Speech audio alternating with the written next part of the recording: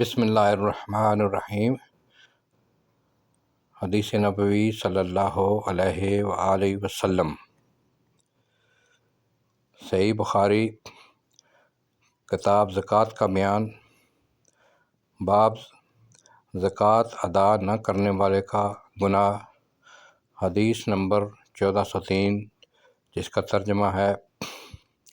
حضرت ابو ہریرہ رضی اللہ تعالیٰ عنہ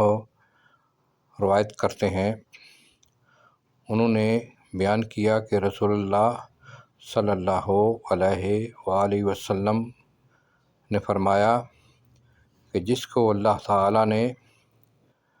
مال دیا اور اس نے زکوٰۃ نہ ادا کی تو اس کا مال گنجے سانپ کی شکل میں اس کے پاس لایا جائے گا، جس کے سر کے پاس 2 چنیاں ہوں گی۔ قیامت کے دن اس کا طوق بنایا جائے گا،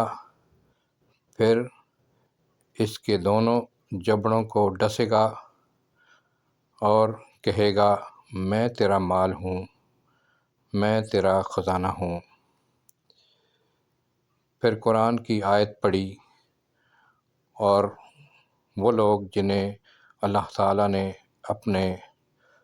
فضل کرم سے مال عطا کیا اور وہ اس میں بخل کرتے ہیں، وہ اسے اپنے حق میں بہتر نہ سمجھیں، بلکہ یہ برا ہے، اور قیامت کے دن یہی مال ان کے گلے کا طوق ہوگا۔